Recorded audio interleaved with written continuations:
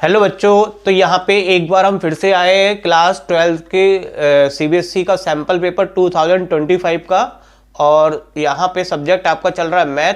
तो बच्चों ये वीडियो का पार्ट 5 है। इससे पहले के वीडियो के पार्ट 1 और पार्ट 2 में हमने कवर करा था सेक्शन ए पार्ट, और वीडियो के पार्ट 3 में करा था हमने बी पार्ट, और वीडियो के 4th पार्ट में कर रखा है सेक्शन सी। तो जिन बच्चों ने अगर ये वीडियो चाहते देखना तो मैं आपको इसी वीडियो के डिस्क्रिप्शन में इनका लिंक दे दूंगा, आप वहां से जाके भी देख सकते हैं।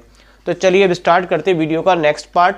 और ये क्वेश्चन नंबर आपका है बच्चों 32। क्वेश्चन में कहा गया है draw the rough sketch of the curve. ये कर्व दे रखा है और यहाँ पे इसकी कर्व के लिए इंटरवल दे रखा है। आपको इंटीग्रेशन मेथड से इसका एरिया निकालने को कहा जा रहा है इस कोऑर्डिनेट के अकॉर्डिंग, और एक्सिस है आपकी एक्स। तो चलिए इस क्वेश्चन को किस तरीके से करना है। तो सबसे पहले हमने इक्वेशन ले लेते हैं। इक्वेशन जो दे रखी है, इस इक्वेशन पे पहले हम y की वैल्यू फाइंड आउट करेंगे। कहाँ से? π/6 से π/3। तो सबसे पहले हमने y की वैल्यू में हमने क्या करा, x की π/6 की वैल्यू को लगाया। तो यहाँ पे हमने x की जगह कितना लगा दिया, π/6। अब लगाएंगे तो 2 से 6 कैंसिल करेंगे तो बचेगा आपका कितना, cos π/3। π/3 आप जानते हैं बच्चों क्या होता है, cos π/3 निकालना है तो पाई की वैल्यू होती है 180/3। इसको इससे करेंगे तो cos 60। cos 60 की वैल्यू सब लोग जानते हैं कितनी होती है, 1/2। तो हमने यहाँ पे cos 60 की वैल्यू निकाली, और 2 से जब इसको काटेंगे तो कट के कितना आ जाएगा आपको 10। तो ये y की वैल्यू हमने निकाली एट x = π/6 पे। अब सिमिलर वे में हम इसकी वैल्यू निकालेंगे किस पे, π/3 पे। तो अब हमने x की जगह हमने यहाँ पे क्या लगाया, π/3 लगाया, और फर्दर इसको सॉल्व करा। तो सॉल्व करने पे आपका आ जाएगा 2π/3। अब देखिए cos 2π/3 कैसे निकलेगा आपका, 2 पाई की जगह लगाएंगे 180/3, इससे कैंसिल करेंगे तो ये आ जाएगा cos 120। cos 120 ये वैल्यू जानते निकालना, नहीं आती तो मैं आपको बता देता हूँ। इसको आप ब्रेक कर लेंगे 90 + 30 में, और ये आपने सब फॉर्मूले पढ़ रखे होंगे। cos 90 + थीटा का जो फॉर्मूला होता है cos में कन्वर्ट हो जाता है किस में बच्चों, यहाँ पे 90 और 270 में cos कन्वर्ट हो जाता है साइन में। तो sin 30 और 90 + थीटा सेकेंड क्वाड्रेंट पड़ता है, इसलिए यहाँ पे माइनस लगाएंगे। और sin 30 की जो वैल्यू होती है वो कितनी होती है, 1/2। तो कुल मिला के cos 120 की वैल्यू आ जाती है -1/2। तो वो मैंने यहाँ पे लगा दी। इसको जब हम इससे कैंसिल करेंगे तो इसका आंसर आ जाएगा कितना, -10। तो यहाँ पे हमने क्या करा, इन दोनों इंटरवल पे जो आपको वैल्यू दे रखी थी उस पे हमने y की वैल्यू निकाली। कहाँ से कहाँ तक वेरी कर रही है, +10 से -10 तक वेरी कर रही है। अब देखिए आपको इसका क्या बनाना था, कर्व। कर्व बनाने के लिए क्या करेंगे, हमने ग्राफ लेते हैं। ग्राफ में हम यहाँ पे देखिए हमने x एक्सिस और y एक्सिस को ड्रॉ करा। तो जो ये वैल्यू दे रखी है x एक्सिस पे वो आपको दे रखी है π/6 से π/3 दे रखी है, और y एक्सिस पे जो वैल्यू है वो +10 से -10। तो पहले हम y की वैल्यू दिखाते हैं, +10 से -10 कहाँ पे लाई करेगी। तो देखिए मैंने आपको यहाँ पे ग्राफ को समझाते हुए चलता हूँ। ये 1 2 3 4 5 6 7 8 9 और ये 10। तो 10 पे y की वैल्यू कितनी होगी, 0 से y की वैल्यू के कोऑर्डिनेट कितने होंगे, 0,10। तो 10 ऊपर हो गया, और यही 10 हम कहाँ बनाएंगे, नीचे की तरफ। तो देखिए नीचे मैंने आपको कहाँ बना के दिखा रखा है, यहाँ से भी 10, 1 2 3 4 5 6 7 8 9 10। तो ये y की मैंने वैल्यू शो करी है। अब हम यहाँ पे x एक्सिस पे ये इंटरवल ले लेते हैं। इंटरवल देखिए मैंने कैसे लिए है, यहाँ पे 3 खाने पे 1 2 3 खाने पे मैंने 30 लिया है यहाँ पे। फिर नेक्स्ट 3 पे आपको 30 के बाद कितना आता है, 45, 40 के बाद 60, 60 के बाद 90। π/6 उसको शो करता है 30 को, π/4 शो करता है 45 को, और ये 60 डिग्री और ये 90 डिग्री को। तो इस तरीके से मैंने यहाँ पे x एक्सिस को शो कर दिया है। अब हमें इसका ग्राफ कर्व बनाना है। तो कर्व बनाने के लिए वैल्यू π/6 से स्टार्ट करेंगे और π/3 से। तो देखिए मैंने यहाँ पे एक कर्व बनाया है। किस तरीके से बनाया मैं आपको दिखा देता हूँ। ये वैल्यू हमारी जो स्टार्ट है वो इधर से y एक्सिस पे 10 से स्टार्ट है, क्योंकि यहाँ पे कहा जा रहा था, और इधर से x एक्सिस पे कहाँ से स्टार्ट है, π/6 से। तो ये वैल्यू यहाँ से स्टार्ट है, और वेरी कहाँ तक कर रही है आपकी, इधर y एक्सिस पे वेरी कर रही है -10 पे, और इधर से कहाँ पे तक वेरी कर रही है, x पे π/3 तक। तो ये कर्व आपका यहाँ पे जो है ब्लू लाइन से जो शो हो रहा है ये आपका कर्व हो गया। अब हमें क्या करना है, यहाँ पे कर्व से क्या निकालना है, यहाँ पे इसका एरिया निकालना है। तो एरिया निकालने के लिए हम क्या करेंगे, यहाँ पे हमें इस पार्ट का क्या निकालना है, एरिया निकालना है, क्योंकि और एरिया किससे निकालना है, यूजिंग इंटीग्रेशन मेथड से निकालना है। तो इंटीग्रेशन मेथड से किस तरीके से निकालेंगे, हम यहाँ पे इंटीग्रेशन के लिए क्या करते हैं, लिमिट की जरूरत पड़ेगी। तो देखिए पहली लिमिट हमारी π/6 से, कर्व कहाँ से स्टार्ट हो रहा है, π/6 से, फिर हम उसका एक पार्ट लेंगे, वन पार्ट में लिमिट लेंगे π/6 से π/4, और फिर लेंगे π/4 से ये कहाँ तक जा रहा है आपका π/3 तक। तो देखिए हमने यहाँ पे लिमिट लगाई है π/6 से π/4, फिर π/4 से π/3। दूसरी बात और एक चीज़ और इसमें, ये जो x के नीचे जो ग्राफ होता है ये किस में होता है, नेगेटिव में होता है, बट एरिया कभी नेगेटिव में नहीं होता है। तो नीचे वाले इंटीग्रेशन का जब करेंगे तो यहाँ पे हम क्या लगाएंगे, मॉड ले लेंगे। मॉड आप जानते हो बच्चों, अगर नेगेटिव साइन को हटाना होता तो मॉड लेते हैं, तो मॉड इसलिए लगाया गया क्योंकि एरिया यहाँ पे नेगेटिव में नहीं होता है। अब हमने ये y का हमने इंटीग्रेशन किया, तो y की वैल्यू हमारे पास है ही 20 cos 2x। अब हमें कुछ ना कुछ नहीं, सिर्फ इसका इंटीग्रेशन करना है। तो हमने दे जानते हैं cos 2x का इंटीग्रेशन कितना होता है आपका, cos 2x का जो cos का इंटीग्रेशन होता है sin 2x, और 2x का करेंगे तो अपॉन 2। तो ये इंटीग्रेशन मैंने यहाँ पे करा है इनका। उससे पहले इंटीग्रेशन से पहले मैंने क्या करा, ये 20 जो कांस्टेंट है वो बाहर निकाल के रख दिया है क्योंकि इसका नहीं होगा। अब यहाँ पे हम इसका इंटीग्रेशन करते हैं। तो देखिए cos 2x का इंटीग्रेशन कितना होता है, sin 2x अपॉन 2, और लिमिट आ जाएगी इसके ऊपर। सिमिलर वे में यहाँ पे भी वही करा हमने। अब हमें करना क्या है, इसको सॉल्व करना है। देखिए सॉल्व कैसे करेंगे, 2 से ये 20 कट गया, और यहाँ पे हम जब लिमिट लगाएंगे तो देखिए यहाँ पे 10 और यहाँ पे जब लिमिट लगाएंगे तो कितना आएगा, sin 2x की जगह π/4, फिर माइनस sin 2 π/6। तो ये 2 से 4 कट जाएगा, π/2 आ जाएगा, और ये 3 आ जाएगा। सिमिलर वे में यहाँ पे भी इसी तरह से करेंगे। तो मैंने यहाँ पे डायरेक्टली करके रख रखा है। तो देखिए मैं आपको समझा भी देता हूँ किस तरीके से मैंने करा है। सबसे पहले 2 से ये 20 कटा तो ये 10 आ गया, और जब मैंने x की जगह π/4 लगाया तो यहाँ पे आ गया π/2, और जब माइनस करके π/6 लगाया तो ये आ गया π/3। सिमिलर वे में यहाँ पे अगर हम काटते हैं तो 2 से कट गया 10 कट जाएगा, 20 कटेगा 10 आ जाएगा, और x की जगह जब π/3 लगाएंगे तो यहाँ पे 2π/3, और x की जगह जब π/4 लगाएंगे तो यहाँ पे बचेगा sin π/2। अब हम इसकी वैल्यू लगा लेते हैं, वैल्यू हम जानते ही है तो मैंने डायरेक्टली लगा रखी। ये sin 90 हो गया, sin 90 की वैल्यू 1 होती है, sin π/3, sin π/3 का मतलब हो गया 60, इसकी वैल्यू होती है √3/2। ये sin 120 हो गया, sin 120 की वैल्यू आप निकाल लेंगे तो इसकी भी वैल्यू कितनी आती है, √3/2, और ये -1। अब देखिए बच्चों एक चीज़ आप समझिए, यहाँ पे 1 - √3/2 चल रहा है और ये √3/2, तो हम चाहते हैं कि दोनों सेम हो जाए। तो हम यहाँ पे क्या कर सकते हैं, √3/2 -1, ये आपका मॉड में चल रहा है। हमने क्या करा, इसके अंदर से माइनस साइन कॉमन निकाला, तो ये 1 माइनस कितना हो जाएगा, √3/2, और मॉड में ये माइनस साइन क्या होता है, हट जाता है हमारा, तो ये माइनस बन जाएगा प्लस में, तो 1 माइनस कितना हो जाएगा, √3/2। तो अगर मॉड लगा होता है तो हम इसको बदल के भी लिख सकते हैं। तो वही मैंने यहाँ पे करा है कि मॉड लगा हुआ था तो ये चीज़ मैंने पलट दिया, 1 को इधर ले लिया और √3 को इधर ले लिया। तो ऐसे हम कर सकते हैं। और देखिए ये दोनों सेम बन गए, तो 10 और 10 कितना आ जाएगा आपका 20, और यही आपका क्या हो जाएगा, एरिया आ जाएगा, जो कि हम लिखेंगे स्क्वायर यूनिट में। तो ये इस तरीके से यहाँ पे क्वेश्चन 32 क्या हो जाता है, कंप्लीट हो जाता है। बढ़ते हैं नेक्स्ट क्वेश्चन की तरफ। नेक्स्ट क्वेश्चन है आपका 33। The equation of the path आपको दे रखी है, y की वैल्यू दे रखी है, वेयर ये बताया कि x की वैल्यू कहाँ से लाई कर रही है, 0 से 14 तक है, और ABC बिलोंग करते हैं R को, ठीक है, with respect to XY coordinate vertical plane. ये जो इक्वेशन है, जो बॉल जिससे हमने पास करा है, मतलब वो किससे पॉइंट से पास होती है, ये 3 पॉइंटों से पास होती है। तो आपको वैल्यू निकालनी है ABC की। किससे निकालनी है, मैट्रिक्स मेथड से, और उसके बाद निकालेंगे हम उसकी path transverse by the ball की। तो कोई क्वेश्चन में कुछ भी नहीं है, बहुत आसान है, दिखने में थोड़ा सा टफ लग रहा है, अभी हम करेंगे तो बहुत ही आसान होने वाला है। तो सबसे पहले हमने इक्वेशन लिखी, इस इक्वेशन में बच्चों हमें क्या करना है कि ये इक्वेशन 3 पॉइंटों से पास हो रही है। तो देखिए पॉइंट हमें यहाँ पे दे रखे हैं, हम क्या करेंगे पहले इसमें फर्स्ट पॉइंट लगाएंगे। फर्स्ट पॉइंट का मतलब है x की जगह 2 लगाएंगे और y की जगह कितना लगाएंगे 15। फिर नेक्स्ट टाइम में x की जगह 4 और y की जगह 25। इसी तरह से इसमें x की जगह 14 और 15। तो ये वैल्यू जब हम इसमें लगा देते हैं तो हमारे पास 3 इक्वेशन आ जाएगी। तो देखिए 3 इक्वेशन में मैं समझा देता हूँ।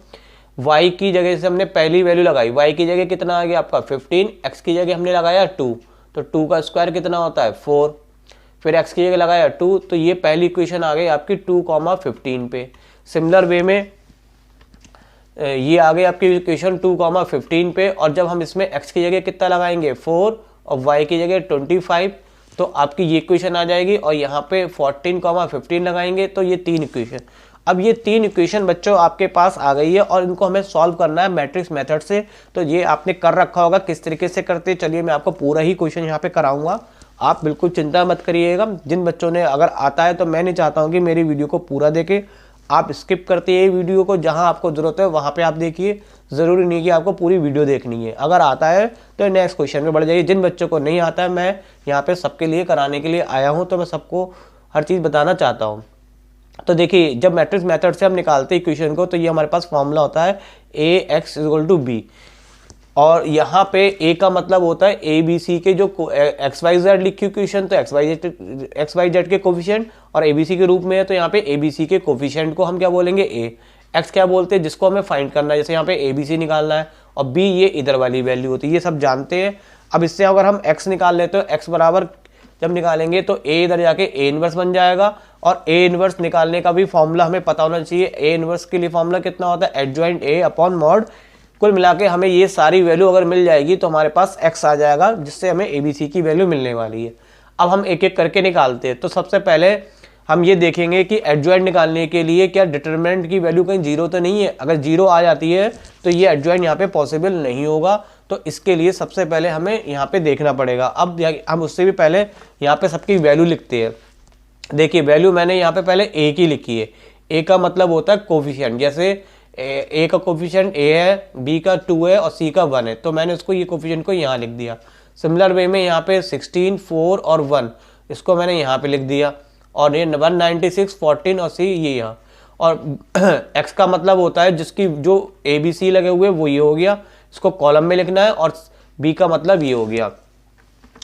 अब यहाँ पे देखिए हमें पहले क्या निकालेंगे, मॉड a निकालेंगे। मॉड a निकालने का मतलब है, मॉड a का मतलब ये पूरा a पार्ट है, ये पूरा x पार्ट है और ये पूरा b, तो मॉड a निकलेगा आपका इस टर्म से। तो इस टर्म को मैंने यहाँ पे दोबारा लिख के इसको सॉल्व कर दिया है।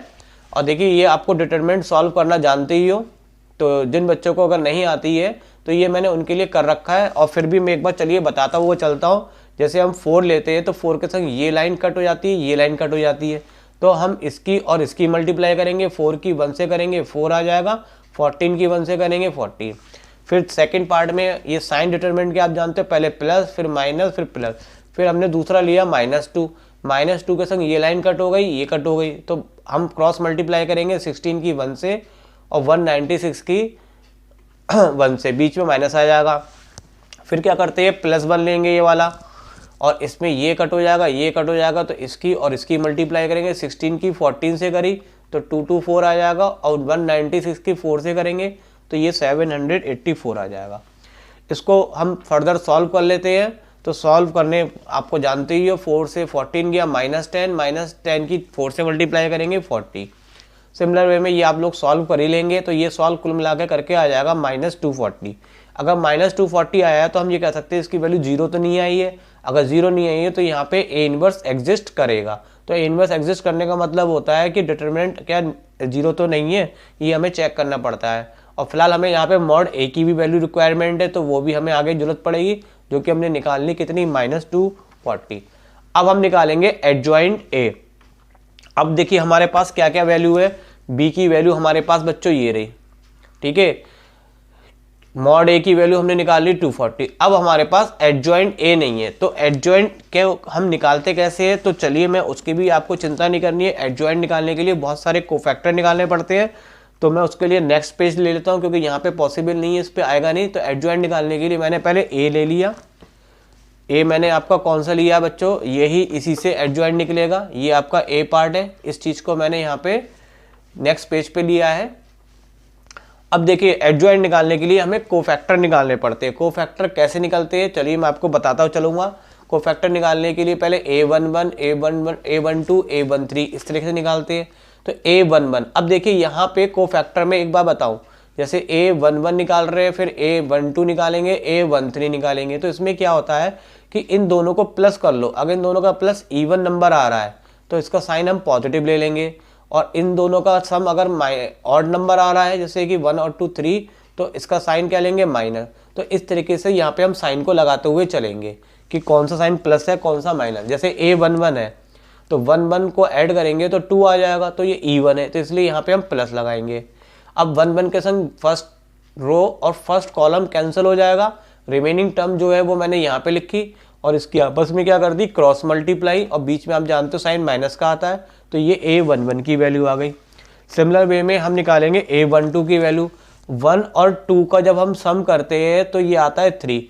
3 क्या है आपका, ऑड है, ऑड है तो इसका आंसर किस में लेंगे, माइनस में। बस कोफैक्टर निकालते हुए आप ये समझिएगा कि जब इसका सम प्लस इवन में आए तो प्लस में लेना है और ऑड में आए तो माइनस में, इतना ध्यान रखिएगा। अब 1 2 का मतलब क्या है, 1 2 का मतलब है फर्स्ट रो हो गई और सेकंड कॉलम हो गया, तो ये कैंसिल हो गया, तो बचे टर्म कौन से, ये और ये, तो इसको मैंने यहाँ पे लिखा हुआ है।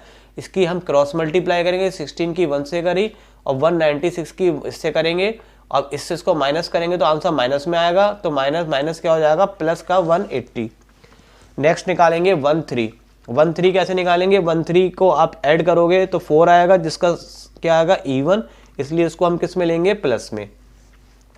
14 के साथ देखिए कि वो 13 के साथ फर्स्ट रो और थर्ड कॉलम कट गया, तो बचा कितना आपका, ये वाली टर्म बचेगी, और ये वाली टर्म को यहाँ पे मैंने ले आया हूँ, इसकी भी इससे से मल्टीप्लाई करेंगे 224 और 196 की इससे करेंगे तो कितना आ जाएगा, 784। सॉल्व कर लेंगे, आंसर आ जाएगा -156। अब निकालेंगे 21। 21 आपका ऑड नंबर है या इवन, ये आप देखेंगे 2 + 1 3 आता है, तो ये आपका ऑड है, इसलिए यहाँ पे साइन क्या आया, माइनस का। और 21 में सेकंड रो और ये फर्स्ट कॉलम कट गया, तो बचा आपका 21 और 14 1, तो ये यहाँ पे लिखा हुआ है। क्रॉस मल्टीप्लाई करते हैं, 2 की 1 से 2 और 14 की 1 से करेंगे -14। सॉल्व कर लेंगे तो ये आपका आंसर आ जाएगा 12। अब 2 2 निकालेंगे, 2 2 क्या है आपका, ये इवन बन गया क्योंकि ये 4 आया, तो इवन में यहाँ पे साइन क्या लेंगे, प्लस। 2 में क्या होगा, 2 रो और 2 कॉलम कट हो गया, तो बचा 4 196 1 1। अब इसकी भी आपस में मल्टीप्लाई करेंगे तो ये रिजल्ट मिल जाएगा, सॉल्व करेंगे ये आंसर आ जाएगा इसका। 2 3 निकालेंगे, 2 3 आपका क्या है, नेगेटिव में आएगा क्योंकि 2 और 3 कितना होता है, 5। ऑड नंबर आएगा, ऑड नंबर किस में लेंगे, नेगेटिव में। 2 रो में 2 रो कट जाएगा और थर्ड कॉलम कट जाएगी, तो बचा कितना, 4 2 और 196 14। इसकी क्रॉस मल्टीप्लाई करेंगे, रिजल्ट आपके सामने लिखा हुआ है। नेक्स्ट निकालेंगे 3 1। 3 1 में देखेंगे 3 और +1 आपका 4 आता है, 4 आएगा तो इवन में प्लस साइन लेंगे। 3 1 का मतलब होता है थर्ड रो और फर्स्ट कॉलम, तो बचे हुए टर्म आपके कौन से हो गए, ये वाले, इनकी आपस में हमने क्रॉस मल्टीप्लाई करी तो आंसर आ गया -2। फिर नेक्स्ट करते हैं 3 2। 3 2 क्या हो गया आपका, ऐड करेंगे 5 आएगा और 5 में ऑड नंबर में माइनस साइन लेंगे। थर्ड रो और 2 कॉलम कट हो गया, तो बचा कितना, 4 और 16 1 1, तो ये लिखा हुआ है। सॉल्व कर लिया तो आंसर आ गया इसका 12। फर्दर निकालेंगे A33। तो A33 क्या आपका इवन है, प्लस साइन आएगा, third row third column cut जाएगा और रिमेनिंग टर्म को हमने यहाँ पे लिया, सॉल्व करा, आंसर आ गया -16। तो ये देखिए सारे कोफैक्टर निकाल लिए। अब आपको निकालना है एडजॉइंट। एडजॉइंट निकालने का फॉर्मूला ये होता है आपका A11 A12 A13, similar way में 2 1 2 2 3 3 1 3 2 3 3, और इन सबका क्या करते हैं हम, ट्रांसपोज करते हैं। ट्रांसपोज के लिए साइन या तो ऊपर डैश लगा देते हैं या फिर टी लगा देते हैं। अब हम क्या करेंगे, इन सब की जो वैल्यू हमने निकाली है वो लगाइए। जैसे A11 की वैल्यू कितनी आई थी, -10, तो यहाँ पे लगाई। A12 की वैल्यू कितनी आई आपकी, 180, यहाँ पे लगाई। A13 की जो वैल्यू आई है वो -560 लगा दी है। सिमिलर वे में मैंने ये सारी वैल्यू यहाँ पे लगा दी है। अब आप समझ ही गए होंगे इसका ट्रांसपोज करते हैं। ट्रांसपोज में क्या करते हैं, जो रो में लिखा होता है, जैसे ये रो में लिखा हुआ है, इसको हम कॉलम में कर देंगे। तो देखिए मैंने क्या करा है, मैं आपको दिखा देता हूँ। ये जो रो लिखी है मैं मार्क कर देता हूँ, ये जो रो लिखी है इसको हम किस में लिखेंगे, कॉलम में। तो -10, 180 और -560। फिर हम क्या करेंगे बच्चों, सेकंड रो लेंगे। सेकंड रो ये वाली है, तो हर रो को किस में कन्वर्ट कर देंगे, कॉलम में। तो ये 12, 192, 36। फिर यहाँ पे हमने ये वाली रो ली और इसको भी हमने कॉलम में लिख दिया। तो ये चीज़ रो को कॉलम या कॉलम को रो में कन्वर्ट करना क्या कहलाता है, आपका ट्रांसपोज। तो ट्रांसपोज जब आप करेंगे तो यहाँ से टी का साइन हट जाएगा और हमने ये ट्रांसपोज करके क्या फाइंड आउट कर लिया, एडजॉइंट पे। अब हम वापस उसी जगह पे आ जाते हैं जहाँ पे हम थे। तो हमें यहाँ पे देखिए बच्चों एडजॉइंट निकल गया। एडजॉइंट अभी मैं निकाल के लेके आया हूँ, तो मैं यहाँ पे डायरेक्टली लगा देता हूँ। तो देखिए हमारे पास क्या क्या चीज़ है। एक्स की जगह ये वाली वैल्यू होती है, तो ये एक्स की जगह ABC आ गया। ये 1 इसको हम एडजॉइंट ए को ऐसे लिख सकते हैं 1/mod A, और ये लिखेंगे एडजॉइंट A और B। मैंने इस तरह से लिखा है। तो 1/mod A, mod A की वैल्यू कितनी आई थी, माइनस का माइनस का आया था 240। और जो एडजॉइंट A अभी मैंने आपको करके दिखाया था, तो एडजॉइंट A मैंने अभी निकाला, तो वो ये वाली वैल्यू लगा दी। और B की वैल्यू आपके पास पहले से थी 15, 25 और ये 15। इस तरीके से हमने ये सारी वैल्यू लगा दी। अब हम चाहे तो इसको कैलकुलेशन कर सकते हैं। थोड़ा सा आसान करने के लिए देखेंगे, इसमें कॉमन निकल रहा है। इसमें से भी अगर कॉमन निकल रहा हो तो निकाल सकते हैं, लेकिन चलिए कोई बात नहीं, हम इसमें से पहले कॉमन निकाल लेते हैं। मैंने 5 इसमें से कॉमन निकाला। तो कॉमन निकालने के बाद आपके पास जो वैल्यू बची है वो ये रही। अब हम इसकी जब मल्टीप्लाई करेंगे तो इस रो की मल्टीप्लाई किससे करेंगे, इस कॉलम से। आप जानते हो मल्टीप्लाई करना। तो देखिए मल्टीप्लाई करेंगे कैसे, -10 की करेंगे 3 से, तो ये आ जाएगा माइनस का 30। फिर 12 की करेंगे किससे, 5 से, तो ये आ जाएगा 60। -2 की करेंगे 3 से, तो ये आ जाएगा -6। तो इस रो की मल्टीप्लाई इस कॉलम से करी तो ये एक ही जगह लिखा जाएगा। तो ये रिजल्ट आपके पास ये वाला आ गया, पहली वाली रो की कॉलम से मल्टीप्लाई करने पे। फिर इसी तरीके से हम ये सेकंड रो लेंगे और सेकंड रो की मल्टीप्लाई फिर इस कॉलम से करेंगे। तो पहले की एलिमेंट की पहले से करनी होती है। तो मैं आपको चलिए मार्क करता हुआ चलता हूँ। 180 की पहले मैंने 3 से मल्टीप्लाई करी, आंसर आ गया 540। फिर 192 की मल्टीप्लाई 5 से करी तो आंसर आ गया -960। 12 की 3 से करी तो आंसर आ गया 36। ऐसे ही यहाँ पे अब थर्ड रो बची है। थर्ड रो की इस फिर से करेंगे कॉलम से, और पहले एलिमेंट को यानी कि पहले इसकी 3 से करेंगे हम, तो ये आ जाएगा 1680। फिर 336 की 5 से करी हमने तो आ गया 1680, और 16 की 3 से करी तो आ गया -48। अब हमने इसको सॉल्व करा। सॉल्व करेंगे तो 60 में से 30 जाएगा 30, और 30 में 6 जाएगा तो बचेगा ये आपका 24। और यहाँ पे मैंने इसको काट रख के यहाँ पे इसको काटा है तो ये कितना आ जाएगा 48। तो ये बाहर तो चल रहा है माइनस का 1/40, बाहर चल रहा है 1/-48। और यहाँ पे देखिए इसकी ऑल ओवर कैलकुलेशन से बन गया ये 24। यहाँ पे इन दोनों को प्लस करके -960 करेंगे तो आपका रिमेनिंग टर्म ये बचेगा। यहाँ पे ऑलरेडी ये कट ही चुका है, तो माइनस का कितना बचा, 48। अब हम माइनस का जो 1/48 है वो हर टर्म से डिवाइड हो जाएगा। तो इसको हम डिवाइड करते हैं तो क्या रिजल्ट मिलेगा आपको डिवाइड करने के बाद, ये 20 मतलब यहाँ पे मैंने इस तरह से 24 को -48 से डिवाइड किया तो आंसर आया -1/2। फिर इसी चीज़ को हम इससे डिवाइड करेंगे, -384 को डिवाइड करेंगे -48 से, तो उसको सॉल्व करने पे आंसर आ जाएगा 8। और 48 को 48 से डिवाइड करेंगे तो आंसर आ जाएगा 1। तो इस तरीके से अब यहाँ पे A की वैल्यू आ गई -1/22, और B की आ गई कितनी, B की आ गई 8, और C की आ गई 1। तो ये आपको वैल्यू निकालने को कहा गया था, तो ये वैल्यू आपकी निकल के आ चुकी है। तो एक पार्ट यहाँ पे सॉल्व हो गया।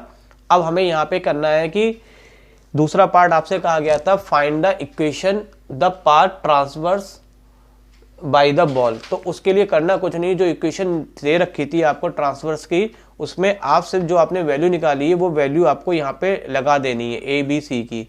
तो ये वैल्यू हमने यहाँ पे लगा दी है, और यही आपकी इक्वेशन क्या होगी, ट्रांसवर्स की, और क्वेश्चन हो गया कंप्लीट। 34 क्वेश्चन में दो पार्ट है, ए और बी, और चॉइस दे रखी है, लेकिन हम बच्चे यहाँ पे चॉइस के हिसाब से क्वेश्चन नहीं पेपर कर रहे हैं, हमें तो सारे क्वेश्चन करने हैं क्योंकि प्रैक्टिस कर रहे हैं हम क्वेश्चनों की कि किस तरीके से क्वेश्चन हमारे पास आ सकते हैं। तो मैं सारे ही क्वेश्चन कराते हुए चल रहा हूँ, कोई भी स्किप मैंने नहीं करा है। तो अभी हम यहाँ पे दो क्वेश्चन है, तो हम यहाँ पे मैं एक क्वेश्चन ये वाला हटा देता हूँ और ऊपर वाले क्वेश्चन को मैंने ले लिया। अब देखिए, इस क्वेश्चन को सॉल्व करने के लिए आपको कहा गया कि एफ मैपिंग दे रखी है R2R is defined F X equal to mod X cube. Show करना है कि डबल डिफरेंशिएट एग्जिस्ट करता है रियल नंबर x के लिए, और उसको फाइंड आउट करने को भी कहा गया है। तो देखिए, पहले आपको जो गिवन है मैंने वो लिखा। अब मॉड x की बात समझिए आप। मॉड में कोई टर्म्स दे रखी है आपको, तो मॉड में अगर ये प्लस एक्स माइनस एक्स दे रखा है तो भी आंसर x आता है, और ये अगर मॉड में प्लस दे रखा है तो भी आंसर प्लस आता है। तो आप जानते हो मॉड क्या करता है, माइनस प्लस दोनों को कन्वर्ट कर देता है प्लस में।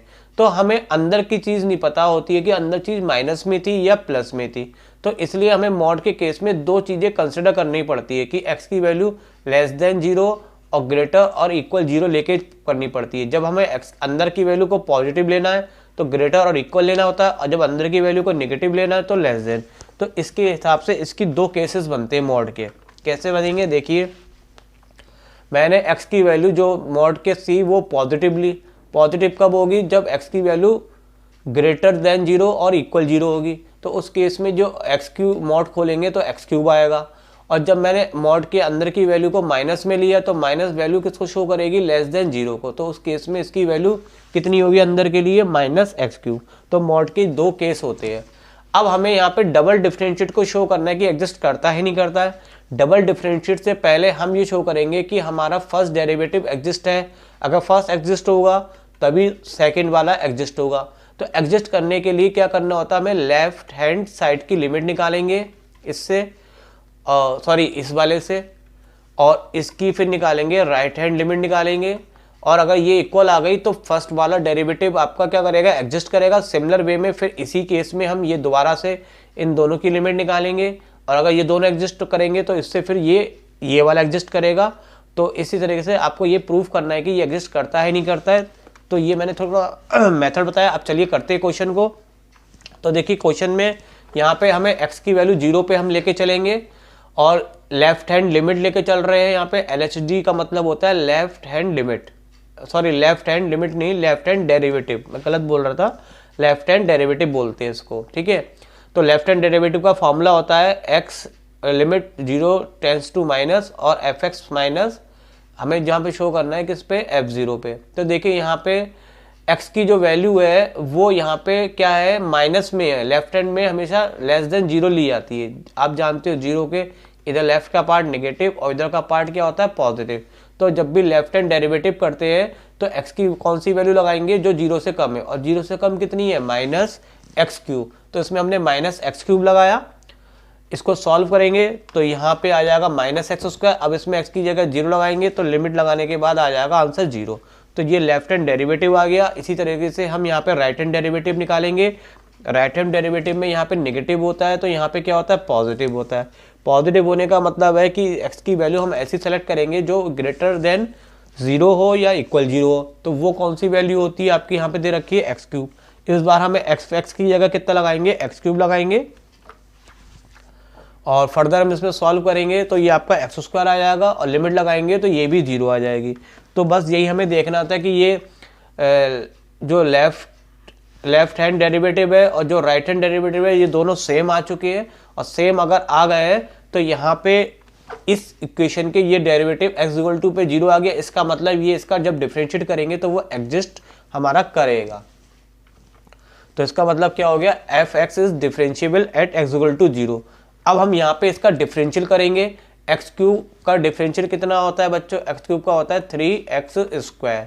तो ये डिफरेंशिएट करके मैंने अब ये इस वाली इक्वेशन को यहाँ पे फिर से डिफरेंशिएट करके लिखा, इसलिए यहाँ पे f' लिखा। f' का मतलब डिफरेंशिएट। x³ का करा 3x² हो गया, और x³ का माइनस का करेंगे तो माइनस 3x²। ये लिमिट ऐसी रहेगी आपकी वैल्यू। अब इसको हमें चेक करना है कि ये आगे फर्दर डिफरेंशिएट होगा नहीं होगा। तो बिल्कुल इस तरह से LHD और RHD हम निकालेंगे। तो इसके लिए हमने LHD निकाला। LHD का फॉर्मूला फिर से वैसे ही लिखा लेकिन इस बार हम यहाँ पे डिफरेंशिएट के लिए फर्स्ट टाइम लिखेंगे क्योंकि इसका हम कर रहे हैं यहाँ पे। अब जब नेगेटिव में निकालते हैं तो नेगेटिव में 0 से कम की वैल्यू लगाते हैं, तो यहाँ पे एफ एक्स की जगह लगा एफ डैश एक्स की जगह लगाएंगे -3x²।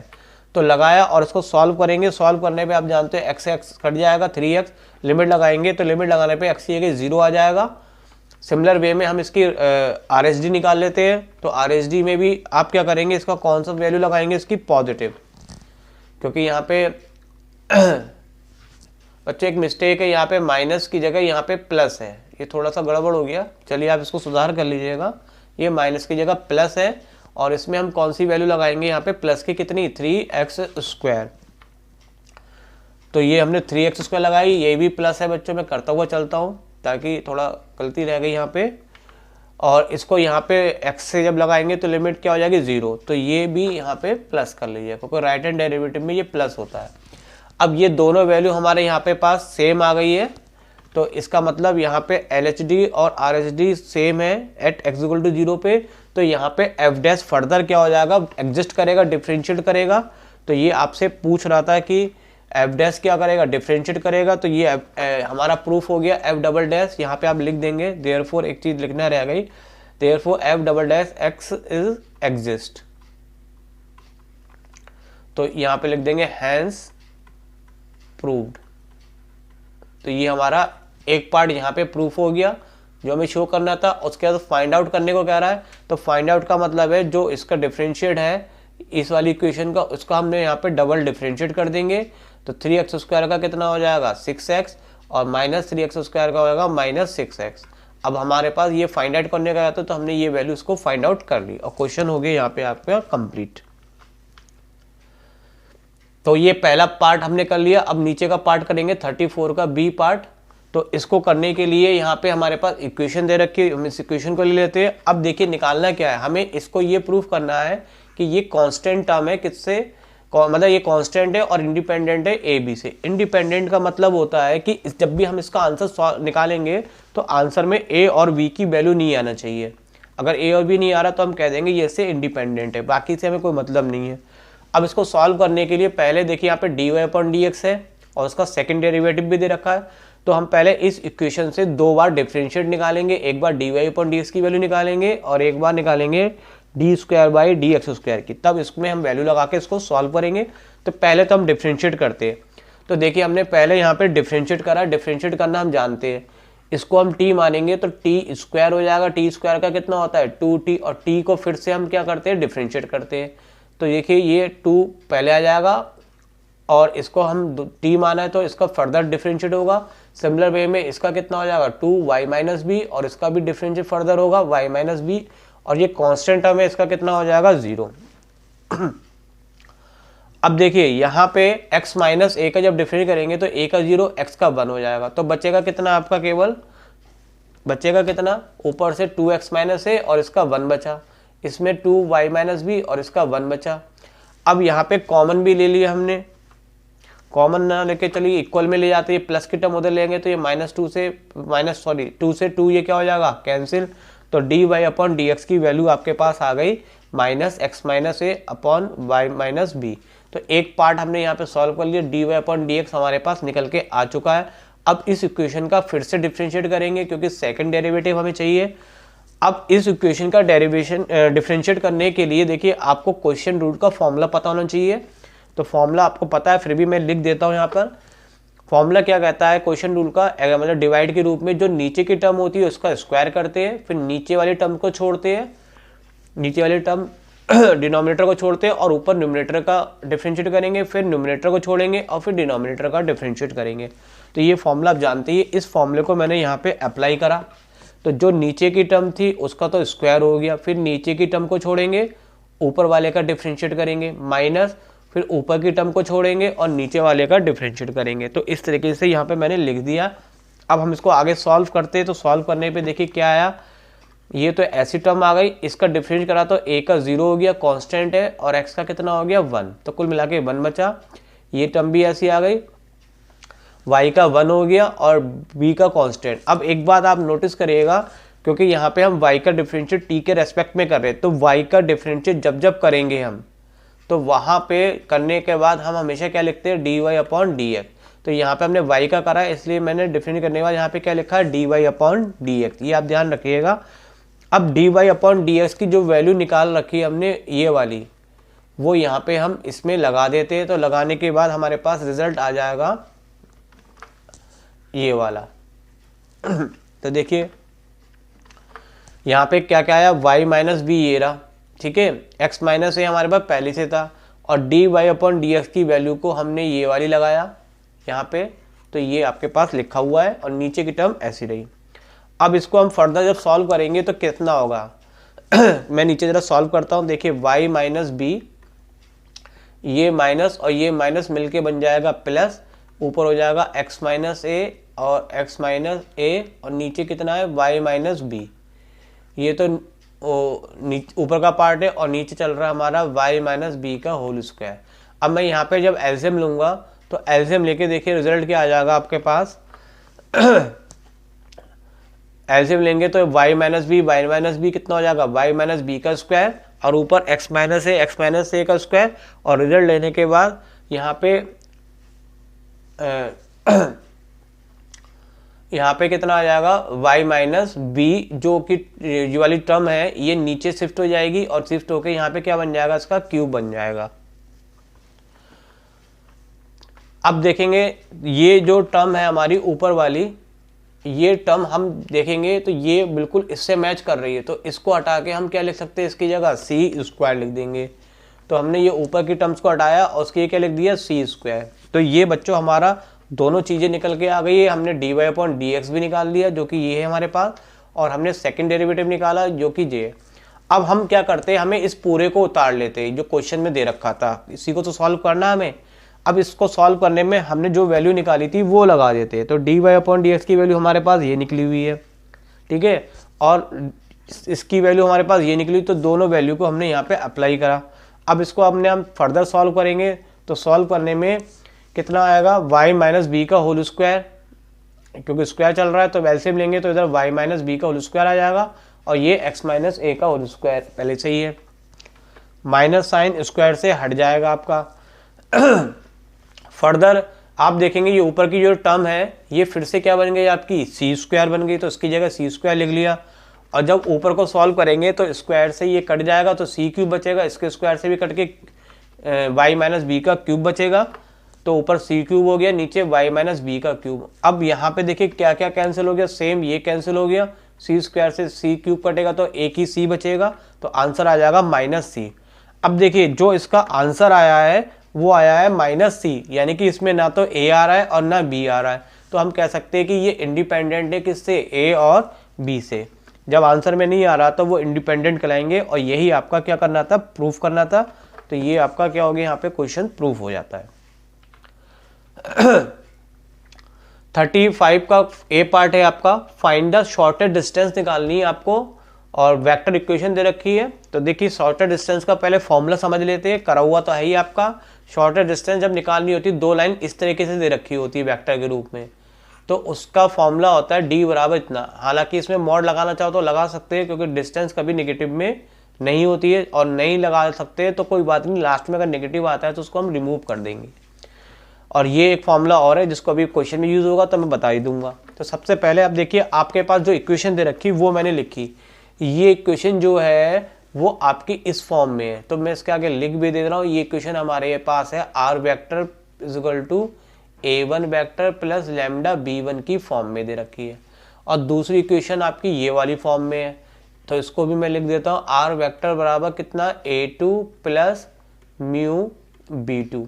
तो आप देखेंगे आपकी a1 की वैल्यू आपके पास ये हो गई, तो मैं लिख देता हूँ, और b1 की जो वैल्यू है वो ये वाली हो गई, तो इसको भी ले लेते हैं।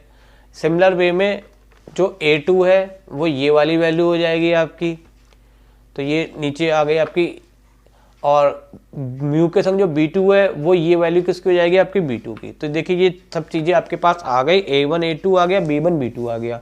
अब तो बहुत ही आसान है, अब करना कुछ नहीं है, अब हमें बस जो फॉर्मूले में दिख रहा है बस उन सब की वैल्यू को निकालना है। तो पहले हम निकालते हैं b1 cross b2। b1 cross b2 निकालना हम जानते ही ये किससे निकलता है, डिटर्मिनेंट से। तो i j k को हम ऊपर लिख लेते हैं, और फिर इसके कोफिशिएंट को हम लिख लेंगे 7 माइनस 6 1, 1 माइनस 2 1। अब मैं समझता हूँ कि बच्चों को डिटरमिनेंट सब तो सॉल्व कर ही लेते होंगे, तो मैं इसको समझा नहीं रहा हूँ, बस लिख दे रहा हूँ और इसको डायरेक्टली मैंने सॉल्व कर दिया। तो ये आपका आ जाएगा b1 क्रॉस b2। अब हमें क्या निकालना है, इसका मॉड भी निकालना है। तो देखिए यहाँ पे मॉड को भी निकालते हैं। मॉड निकालने का तरीका क्या होता है, जैसे कोई वेक्टर हो तो i j के साथ जो होता है उनके सिर्फ क्या कर देते हैं, हम स्क्वायर का अंडर रूट करके निकाल देते हैं। तो अगर हमें b1 क्रॉस b2 का मॉड निकालना है तो हम इसके कोफिशिएंट का स्क्वायर कर देंगे। तो वो हम यहाँ पे देखिए मैंने कर रखा है। तो यहाँ पे i का कोफिशिएंट -4 का स्क्वायर, j का -6 और 8 का। अब इसको सॉल्व करेंगे तो सॉल्व करने पे आप जानते हो माइनस साइन हट जाते हैं सबके, तो ये आपका आंसर आ जाएगा 116। तो ये आ गया b1 और b2 की वैल्यू। अब देखिए अब हमें दूसरा क्या निकालना था इसमें, देखिए क्या क्या निकल गया, ये भी निकल गया, ये भी। अब हमें चाहिए a2 माइनस a1। तो a2 माइनस a1, a2 की वैल्यू आपके पास कितनी थी, 3i plus 5j plus 7k, और माइनस a1 की वैल्यू आपके पास ये है। देखिए जब सॉल्व करेंगे, जब सॉल्व करेंगे तो ये माइनस और माइनस क्या हो जाएगा, प्लस हो जाएगा, और i और 3i कितना बन जाएगा, 4i,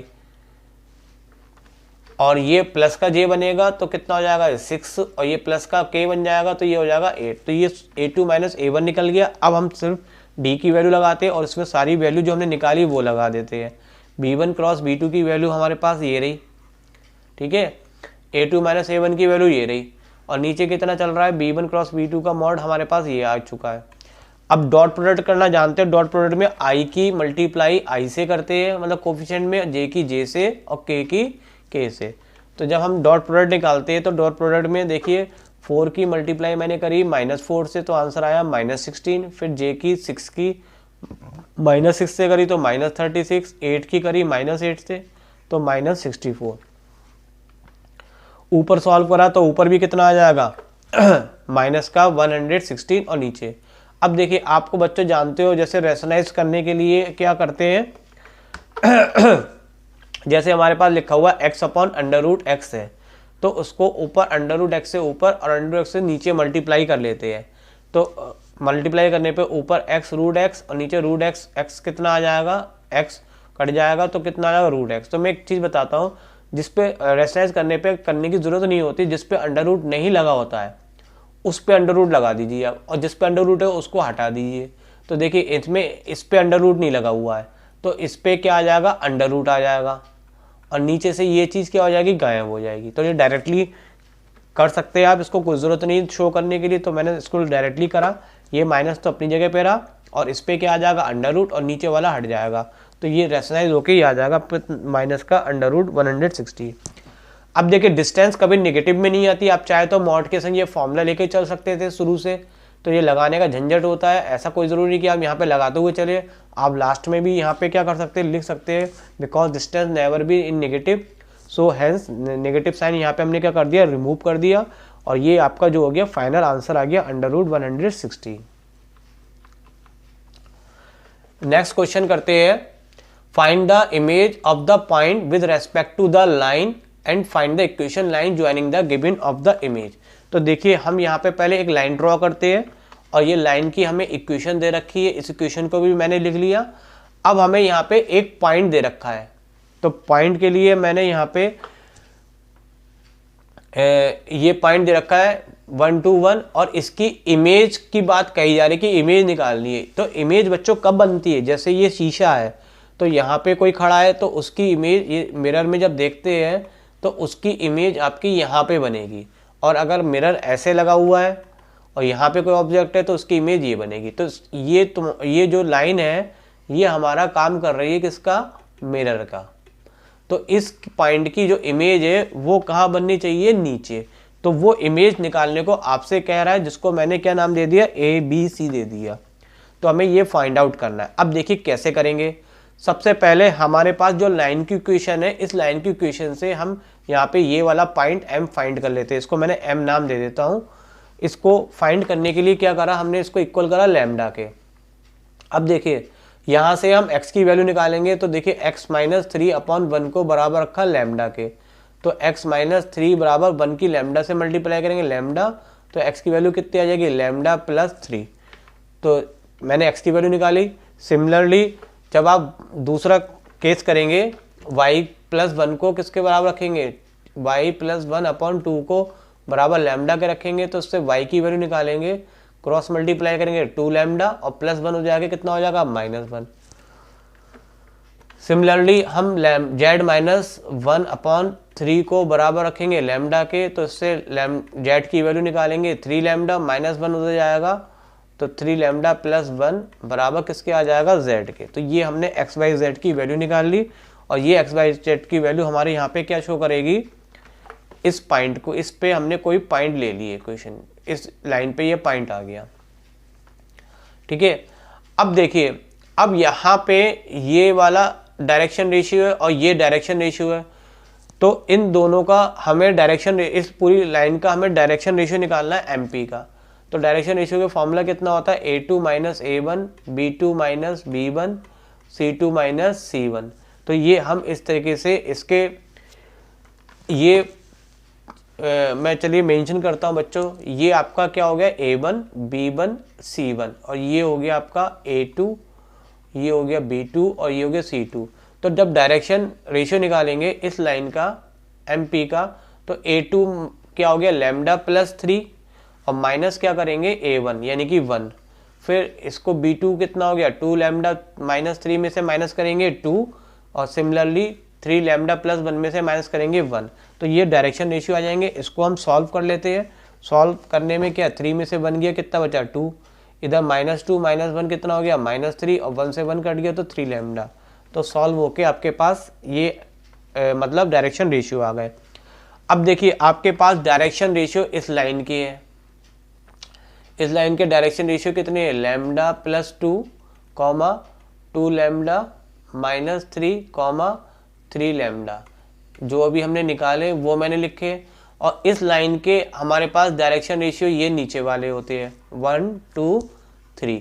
तो मैं इसका नाम फिर से करता हूँ, a1 b1 c1, और इसका क्या हो गया a2 b2 c2। और ये दोनों लाइनें एक दूसरे के परपेंडिकुलर है। तो परपेंडिकुलर में आपने फॉर्मूला पढ़ रखा है, जो डायरेक्शन रेशियोज होते हैं वो फॉर्मूला आप परपेंडिकुलर में जानते हो, a1 a2 b1 b2 c1 c2 होता है। ये वैल्यूज़ को मैंने यहाँ पे लगा के कैलकुलेट करा है। देखिए कैसे, a1 आपके पास कितना है, लैम्डा प्लस 2, और a2 कितना है 1, और ये कितना हो गया आपका b, चलिए मैं हटा देता हूँ ताकि थोड़ा सा साफ क्लियर दिखाई पड़े। ये आपका देखिए क्या हो गया, ये हो गया आपका, मैं यहाँ पे मेंशन करता हूँ, ये a1 लिया मैंने, और ये क्या लिया मैंने a2,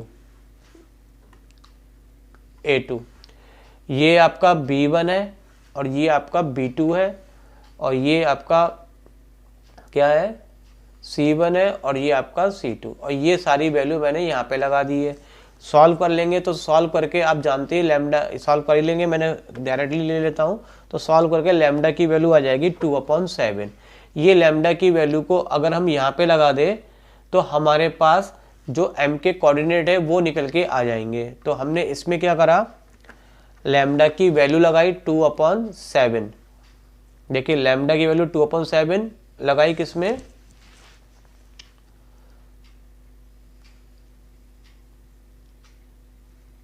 यहाँ पे, सॉरी इस, हाँ ये m वाले कोऑर्डिनेट में लगाई, मैं गलत चल रहा था। इस वाले में लैम्डा की जगह लगाया कितना 2/7 + 3, और यहाँ पे 2 ऐसी रहा, लैम्डा की जगह 2/7 - 1, और यहाँ पे कितना आ गया 3 × लैम्डा + 1।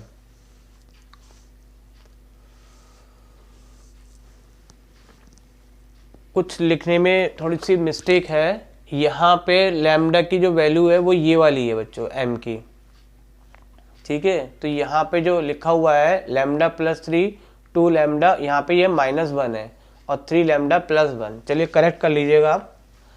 अब देखिए यहाँ पे हमारे पास मिड पॉइंट आ गए इसके।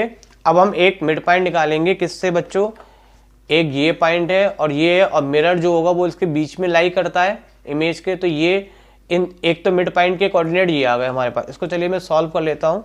तो ये हमारे पास ये मिड पॉइंट m के कोऑर्डिनेट ये वाले आ गए, और अब हम इन दोनों से मिड पॉइंट निकालेंगे। तो मिड पॉइंट निकालने के लिए फॉर्मूला जानते हैं, x1 क्या होता है फॉर्मूला मिड पॉइंट का, x1 + x2/2, y1 + y2/2, Z1 comma Z1 plus Z2 upon 2।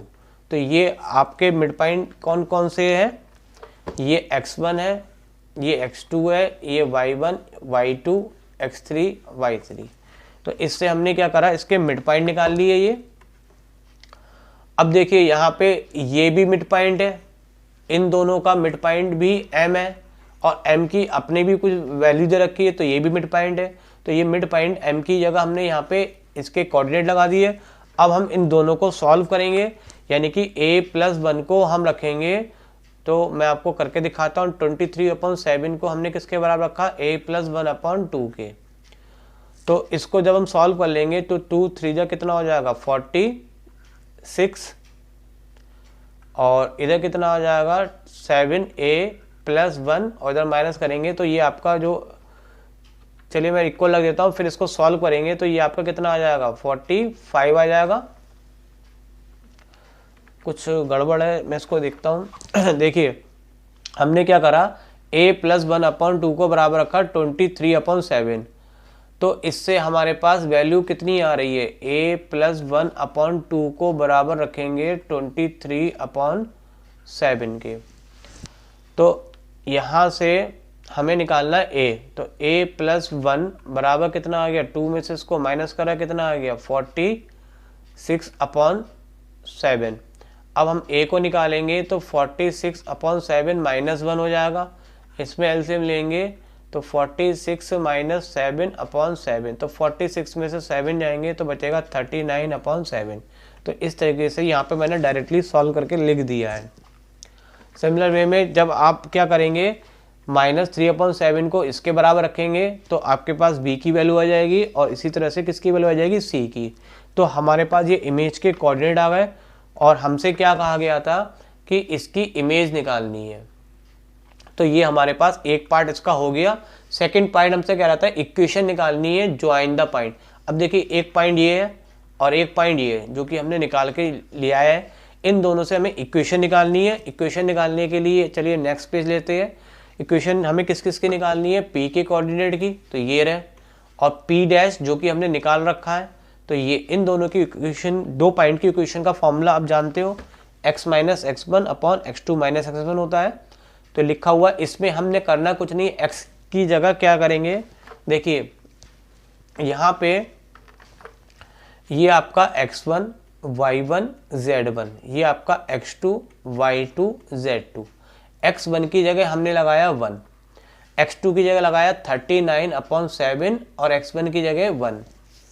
तो इसी तरह से ये अदर वैल्यू को भी हमने लगा लिया है। अब हमने यहाँ पे 7 को जब एलसीएम लेंगे तो 7 माइनस होके बचेगा 32/7। इसी तरह से इनमें भी एलसीएम ले लिया हमने। अब देखिए सब में इक्वल है, तो ये 7 सब में से क्या हो जाएगा, कट जाएगा। तो रिमेनिंग टर्म आपकी बचेगी x - 1/32, y - 2/-34, z - 1/12। अब फर्दर देखिए ये फिर से ये कैंसिल हो रहा है, किसकी टेबल से कैंसिल हो रहा है, 2 की टेबल से। तो 2 की टेबल से हमने जब कैंसिल कराया तो ये 16 हो गया, और ये कितना हो गया 17, और ये 6। तो इसको ही हमने यहाँ पे फर्दर सॉल्व होकर आ चुका है, और यही हमारी क्या हो गई, इक्वेशन हो गई। तो बच्चों यहाँ पे ये आपका डी पार्ट भी कंप्लीट हो गया। अभी एक पार्ट और मैं और बनाऊंगा इसका, जिसमें कि एक ही पार्ट बचा है, तो वो भी मैं कराने वाला हूँ। बस इस आपको लग रहा है कि हमें इससे फ़ायदा मिल रहा है इन वीडियो से, तो आप इस चैनल को बस करना कुछ नहीं है, आप अपने साथ इसको जोड़े रखिए। जोड़ने के लिए सब्सक्राइब करिए, और अगर आप चाहते हैं कि मैं आपके लिए और अच्छा काम कर सकूं तो प्लीज़ आप लोग अदर लोगों को भी ये वीडियोस के बारे में जानकारी दीजिए। चलिए मिलते हैं नेक्स्ट वीडियो में। Thank you very much.